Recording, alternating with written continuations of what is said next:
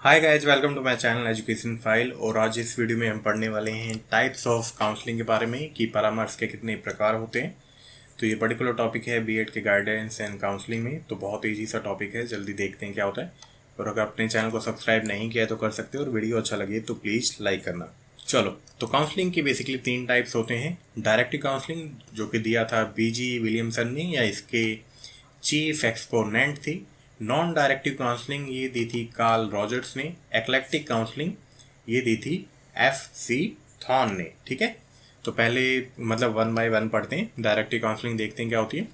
तो directive counselling जैसे कि हमें पता ही है, ये दी थी बीजी विलियमसन ने, या ये इसके चीफ एक्सपोनेंट थे। इस टाइप में होता क्या है, जो काउंसलर है ना वो एक्टिव रोल में होता है। ठीक है, वही फैसला लेता है और वही काउंसली को बताता है कि क्या करना है। ठीक है, और जो भी वो बताता है वो उसको करना ही करना है। ठीक है, तो ये है एक्टिव रोल में। यहाँ पे डिसीजन मेकिंग या जो भी डायरेक्टली डिसीजंस लिए जाते हैं वो काउंसली को सजेस्ट किए जाते हैं और वो उसको करना ही पड़ता है। ठीक है, तो यहाँ पे काउंसलर का रोल थोड़ा बड़ा है या मेजर रोल है। ठीक है, विलियमसन ने कहा इस तरह की काउंसलिंग को हम एजुकेशन में, शिक्षा में और वोकेशनल या जो भी व्यवसायिक इशूज होते हैं, प्रॉब्लम्स होते हैं, उसमें यूज कर सकते हैं। चलो, लास्ट पॉइंट इसमें क्या है कि जो इस तरह की काउंसलिंग है उसमें प्रॉब्लम क्या है, सेंट्रल रोल में, और प्रॉब्लम के बेस पे ही सॉल्यूशन दिया जाता है। मतलब काउंसलर बताता है और वही चीज़ें काउंसली को करनी पड़ती हैं, क्लाइंट को करनी पड़ती हैं। यहाँ पे काउंसली के बिहेवियर को थोड़ा लेस इंपॉर्टेंस दिया जाता है। ठीक है, चलो इसमें होता क्या है, मतलब स्टेप्स कौन कौन से हैं। तो पहला स्टेप है एनालिसिस का। एनालिसिस में क्या होता है, जो भी इंफॉर्मेशन है उसको कलेक्ट किया जाता है इंटरव्यू के जरिए, कन्वर्सेशन या नॉर्मल बातचीत के जरिए, काउंसलिंग के द्वारा डायरेक्टली, या उनकी फैमिली के द्वारा, उनके फ्रेंड्स के द्वारा। ठीक है, सेकंड है कि सिंथेसिस, जो भी डाटा हमें मिला है उसको ऑर्गेनाइज करते हैं, समराइज करते हैं एक प्रॉपर फॉर्मेट में, ताकि जो भी पोटेंशियल है उसको पता लगाया, उसका पता लगाया जा सके। लायबिलिटीज या उत्तरदायित्व हैं उसका पता लगाया जा सके। जो भी हैबिट्स हैं, आदतें हैं क्लाइंट की, उनका पता लगाया जा सके। ठीक है, देन है डायग्नोसिस। डायग्नोसिस का मीनिंग है यहाँ पे कि जो पर्टिकुलर प्रॉब्लम है वो प्रॉब्लम क्या है और उनका कोज क्या है, उनको आइडेंटिफाई किया जाता है। ठीक है, फोर्थ स्टेप पे है प्रोग्नोसिस।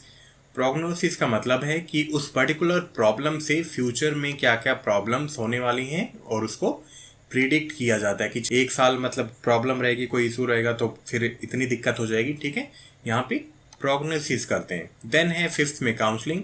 काउंसलर यहाँ पे बताता है कि पर्टिकुलर प्रॉब्लम के बारे में क्या सॉल्यूशन है और वो काउंसलिंग को करना ही पड़ता है। ठीक है, सिक्स स्टेप है फॉलोअप का। फॉलो मतलब टाइम टू टाइम काउंसलिंग करवाते रहना। अगर ऐसी ज़रूरत महसूस की जा रही है, ऐसी ज़रूरत फील की जा रही है कि अब काउंसलिंग की कोई ज़रूरत नहीं है, तो काउंसलिंग को हम टर्मिनेट कर सकते हैं। मतलब प्रॉब्लम सॉल्व हो गई है तो उसके बाद फिर कोई ज़रूरत नहीं रह जाती है, अनटिल अनलेस ऐसा समझा ना जाए। ठीक है, मतलब अगर प्रॉब्लम है तो काउंसलिंग करवाते रहते हैं, और अगर बिल्कुल ही वो प्रॉब्लम ख़त्म हो गई है, इशू ख़त्म हो गया है, देन उसके बाद काउंसलिंग की ज़रूरत नहीं रहती। लेकिन डिसाइड कौन करेगा, काउंसलर डिसाइड करेगा। ठीक है, चलो देन मेरिट्स या एडवांटेजेस क्या हैं। टाइम सेविंग है, क्योंकि फैसला काउंसलर लेता है अपने जो भी उसका एक्सपीरियंस है, जो भी उसने प्रोफेशनल स्टडी करी हुई है, तो उसे पता है कि पर्टिकुलर सिचुएशन में, पर्टिकुलर प्रॉब्लम में क्या चीज़ें सही हैं, और वो जल्दी से एक्शन लेता है, और इसलिए टाइम सेविंग है। ठीक है, जब प्रॉब्लम को सॉल्व किया जाता है या हमें बताता है कोई सॉल्यूशन, तो ऑफकोर्स हैप्पीनेस मिलती है, खुशी मिलती है। तो काउंसलिंग को यहाँ पे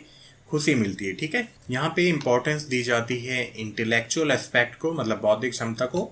भावनात्मक नज़रिए को थोड़ा कम इंपॉर्टेंस दी जाती है। ठीक है, डीमेरिट्स क्या है यहाँ पे। डीमेरिट्स हैं यहाँ पे कि काउंसलर क्या है, सेंट्रल पोजीशन पे है। ठीक है, काउंसलर कई बार हेल्पलेस फील करता है और वो बहुत ज़्यादा डिपेंड है काउंसलर पे कि क्या वो बताता है उसे। नॉन डेमोक्रेटिक है, क्योंकि दोनों फैसला लेते हैं। यहाँ पे फैसला कौन लेता है, केवल काउंसलर लेता है। तो ये कुछ डीमेरिट्स हैं, लिमिटेशन है, डिसएडवांटेजेस हैं। चलो देन आते हैं नॉन डायरेक्टिव काउंसलिंग पे। तो ये मेथड दिया था कार्ल रॉजर्स ने, या इसके चीफ एक्सपोनेंट थी। इसको कहते हैं क्लाइंट सेंटर्ड थेरेपी, रॉजरियन थेरेपी, या क्लाइंट ओरिएंटेड थेरेपी। ठीक है, इसमें काउंसलिंग को अलाउ किया जाता है कि वो अपनी प्रॉब्लम्स को फ्रीली बताए। हालांकि डायरेक्टिव में भी अलाउ किया जाता है, लेकिन यहाँ पे जो फैसला है वो काउंसलर लेता है, या केवल अपने काउंसलिंग को क्लाइंट को डायरेक्ट करता है। ठीक है, पिछले स्टेप में आप ऐसे समझ सकते हो कि जो काउंसलर है वही गाड़ी चला रहा है, और इस स्टेप पे क्या है, जो काउंसली है, जो क्लाइंट है वो गाड़ी चला रहा है, लेकिन काउंसलर यहाँ पे उसको गाइड कर रहा है, सजेस्ट कर रहा है कि कहाँ पे जाना है। समझ गए आप directive and non directive counselling का मतलब? यही बेसिक डिफरेंस है, ठीक है।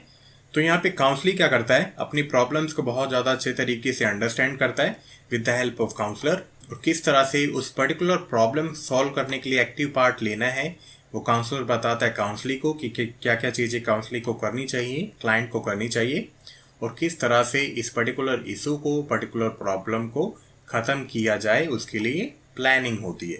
इसमें काउंसलर का जो रोल है वो पैसिव है। इस मेथड में इमोशनल एस्पेक्ट पे ज़्यादा ध्यान दिया जाता है, इंटेलेक्चुअल एस्पेक्ट पे कम ध्यान दिया जाता है, ठीक है। ये मेथड क्या है, डेमोक्रेटिक है, मतलब दोनों ही अच्छे से अपनी बातों को रखते हैं और दोनों की बातें अच्छे से सुनी जाती हैं, और जो सबसे अच्छा डिसीजन होता है, जो सबसे अच्छा तरीका होता है, उसको फॉलो किया जाता है। चलो, इसमें बेसिकली कौन कौन से स्टेप्स हैं। तो काउंसलर अपनी प्रॉब्लम को लेके आता है, काउंसलर उसकी बातें सुनने के बाद प्रॉब्लमेटिक सिचुएशन का पता लगाता है कि किस पर्टिकुलर सिचुएशन में किस चीज़ से काउंसली को या क्लाइंट को दिक्कत हो रही है। काउंसलर एनकरेज करता है काउंसली को ताकि वो और अच्छे तरीके से फ्रीली अपनी प्रॉब्लम्स को बता सके। Counsellor negative as well as positive, मतलब नकारात्मक सकारात्मक फीलिंग्स दोनों को ही एक्सेप्ट करता है, दोनों को ही रिस्पेक्ट करता है, ठीक है। अब फिफ्थ स्टेप पे क्या होता है, जो भी इंसाइट थी, थॉट थे काउंसली के मन में, जो भी विचार थे, उनको काउंसलर डायरेक्ट करता है एक्शंस में बदलने के लिए, ठीक है। देखो, सभी को पता होता है नॉर्मली कि बातें करने के बाद कि हमारी प्रॉब्लम क्या क्या सॉल्यूशन है, लेकिन यहाँ पे काउंसलर नहीं कहता कि क्या चीज़ें ज़रूरी हैं, वो काउंसलिंग को खुद ही उनको ट्रीट करने के लिए कहता है, ठीक है, कि कौन सी चीज़ें करनी चाहिए, कौन सी चीज़ें नहीं करनी चाहिए, ठीक है। यहाँ पे चीज़ों को थोपा नहीं जा रहा है। चलो, प्रॉब्लम का जो भी सॉल्यूशन होता है उसके लिए सभी स्टेप्स लिए जाते हैं, और अगर ये लगता है कि अब काउंसलिंग की ज़रूरत नहीं है या डिक्रीज हो गई है, देन काउंसलिंग को या परामर्श को टर्मिनेट कर सकते हैं, ख़त्म कर सकते हैं, ठीक है। तो देखो यार, चीज़ों को समझ लिया करो, फिर अपनी लैंग्वेज में अच्छे से लिख दिया करो एग्जाम में। चलो, देन आते हैं मेरिट्स या एडवांटेजेस के बारे में। तो यहाँ पे काउंसलिंग बहुत ही ज़्यादा फ्री है, डेमोक्रेटिक मेथड है, दोनों ही अपनी बातों को अच्छे से रखते हैं। यहाँ पे काउंसलर एम्पैथी शो करता है। एम्पैथी का मतलब है उसके दर्द को, दुख को समझता है, फील करता है, अंडरस्टैंड करता है, ठीक है। चलो, डीमेरिट्स क्या है कि टाइम कंज्यूमिंग मेथड है। टाइम कंज्यूमिंग क्यों है कि काउंसलर यहाँ पे अपने क्लाइंट को, अपने काउंसली को डायरेक्ट कर रहा है, और कहीं ना कहीं काउंसली को अपनी चीज़ों को कई बार समझने में हो सकता है टाइम लगे। और इसकी ये भी डीमेरिट्स हैं कि स्कूल्स में नहीं किया जा सकता। स्कूल्स में क्यों नहीं किया जा सकता, क्योंकि वहाँ पे बच्चों की उम्र छोटी होती है, उन्हें अपनी प्रॉब्लम्स कैसे सॉल्व करनी है वो कई बार उन्हें नहीं पता रहता है। बड़े पे क्या है, हमारा इंटेलेक्चुअल लेवल बड़ा होता है, हमें एक्सपीरियंस होता है बातों का, हमें कई बार ये भी पता रहता है कि पर्टिकुलर प्रॉब्लम को कैसे सॉल्व करना है, लेकिन कहीं ना कहीं हम उनको खुद से सॉल्व नहीं कर पाते, ठीक है। तो वहाँ पे हमारी काउंसलर हेल्प करता है कि किस तरह से पर्टिकुलर प्रॉब्लम को हमें खुद से ही सॉल्व करना है, ठीक है। यही कारण है कि इसको स्कूल्स में नहीं किया जा सकता है। यहाँ पे जो काउंसली है वो सेंट्रल पोजीशन में है भाई, मतलब मध्य भूमिका में है। चलो देन पढ़ते हैं एक्लेक्टिक काउंसलिंग। तो ये पर्टिकुलर मेथड दिया था FC थॉर्न ने। ये क्या है, कॉम्बिनेशन है, ठीक है।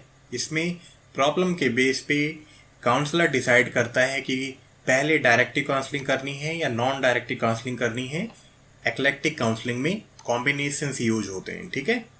सिंपल सा एग्जांपल समझो, सपोज मैंने आपको गाड़ी का एग्जांपल दिया था ना, तो आप ये समझो कि जब ट्रैफिक बहुत ज़्यादा है तो काउंसलर खुद गाड़ी चलाएगा, और ट्रैफिक कम है तब हम काउंसली को गाड़ी चलाने देंगे कि भाई आप चलाओ, अब भीड़ कम है, आप खुद अपनी प्रॉब्लम्स को सॉल्व कर सकते हो, ठीक है। तो यहाँ पे जो काउंसलर है अपने एक्सपीरियंस के बेस पे, अपनी प्रोफेशनल स्टडीज के बेस पे मेथड डिसाइड करता है कि पहले डायरेक्टिव करना है या पहले नॉन डायरेक्टिव काउंसलिंग करनी है। यहाँ पे जो काउंसलर का रोल है ना ही पैसिव है ना ही एक्टिव है। काउंसली प्रॉब्लम को समझता है, सभी एस्पेक्ट्स को ध्यान में रखता है, और सबसे बेस्ट स्ट्रेटजी ही अपने काउंसली को या अपने क्लाइंट को बताता है। यहाँ पे कोऑपरेशन में काम होता है, दोनों की बातें सुनी जाती हैं, अच्छा डेमोक्रेटिक मेथड है, और जो भी बेस्ट मेथड होता है उसको फॉलो किया जाता है अपनी प्रॉब्लम्स को सॉल्व करने के लिए। चलो, लास्ट स्टेप में क्या है, जैसे मैंने आपको बताया कि काउंसलर स्टडीज करता है कि क्लाइंट की नीड क्या है, उसके बेस पे पहले डायरेक्टिव करता है, फिर नॉन डायरेक्टिव करता है, या पहले नॉन डायरेक्टिव काउंसलिंग करता है, फिर डायरेक्टिव करता है। Depending upon the situation and issues and problem, कि पर्टिकुलर इंसान की, इंडिविजुअल की, क्लाइंट की प्रॉब्लम्स क्या है। चलो, एक्लेक्टिक काउंसलिंग में होता क्या है, इंटरव्यू होता है, फिर प्रॉब्लम को पता लगाया जाता है कि पर्टिकुलर प्रॉब्लम का क्या कोज है, देन प्रॉपर एनालिसिस होती है प्रॉब्लम की, जो भी इशू है उसकी, फिर स्ट्रेटजी बनाई जाती है on the basis of need, की क्या ज़रूरत है काउंसलिंग की, और उस नीड के अकॉर्डिंग कैसे हम प्रॉब्लम को सॉल्व कर सकते हैं। फोर्थ स्टेप में है कि क्लाइंट को स्टिमुलेट किया जाता है। स्टिमुलेट का मतलब है एनकरेज करना, कि जो भी हमने इंटरव्यू के जरिए उससे चीज़ें हासिल करी थी कि पर्टिकुलर प्रॉब्लम को कैसे सॉल्व किया जा सकता है, तो यहाँ पे हम उसको एनकरेज करते हैं कि वो अपने रिसोर्सेज का यूज करे, और हम मेथड्स में ये भी ध्यान रखते हैं कि सभी प्रिकॉशन रिस्पॉन्सिबिलिटी ली जाए जब वो नए मेथड ट्राई कर रहा हो एडजस्टमेंट के लिए। ठीक है, चलो फिफ्थ स्टेप पे है कि फॉलो अप। तो जब तक प्रॉब्लम सॉल्व नहीं हो जाती फॉलो अप करते रहना चाहिए, और अगर लगता है काउंसलर को कि अब कोई ज़रूरत नहीं है फॉलो अप की, या फ्यूचर में जब भी नीड फील हो तो आप आ सकते हो। ठीक है, ये कौन डिसाइड करेगा, ये डिसाइड करेगा हमेशा काउंसलर। चलो, मेरिट्स या एडवांटेजेस क्या हैं, तो फ्रीडम ऑफ चॉइस है, मतलब दोनों मेथड से कोई भी यूज कर सकते हैं, ज़रूरत के बेस पे डेमोक्रेटिक है, दोनों ही फैसला लेते हैं सबसे अच्छा डिसीजन कौन सा है। फ्लेक्सिबल है कि पहले डायरेक्ट यूज करना है या नॉन डायरेक्ट यूज करना है। डीमेरिट्स या लिमिटेशन क्या है, कई प्रोफेशनल ये कहते हैं कि दोनों मेथड्स को मिक्स करना इज नॉट पॉसिबल। ठीक है, दोनों को हम साथ में यूज नहीं कर सकते हैं, और इसमें क्या है कि कोई सेट ऑफ रूल्स नहीं है कि जब हम दोनों मेथड यूज करते हैं, कई बार होता है ना कि एक मेथड यूज करते हैं तो उसके लिए प्रॉपर गाइडलाइंस होती हैं, लेकिन जब दोनों मेथड यूज करते हैं तो हो सकता है उन दोनों के लिए कोई पर्टिकुलर गाइडलाइंस ना हो, तो ये चीज़ें कही जाती हैं इसकी डीमेरिट्स हैं। तो इसी के साथ ये वीडियो खत्म हुआ। आई होप ये वीडियो अच्छा लगा होगा। तो डायरेक्टिव में क्या होता है, काउंसलर डिसीजन लेता है कि क्या करना है, मतलब थोपता है उस पर कि वही चीज़ें करनी है। नॉन डायरेक्टिव में क्या है, काउंसलर अपनी प्रॉब्लम्स को खुद सॉल्व करता है with the help of counsellor. ठीक है, वो उसको गाइड करता रहता है कि क्या प्रॉपर स्टेप है, और आपको अपनी प्रॉब्लम को खुद ही सॉल्व करना है। एक्लेक्टिक में दोनों मेथड यूज होते हैं काउंसलिंग की नीड एंड प्रॉब्लम्स की बेस पे। ठीक है, चलो मिलते हैं नेक्स्ट वीडियो में। Till then bye bye, take care.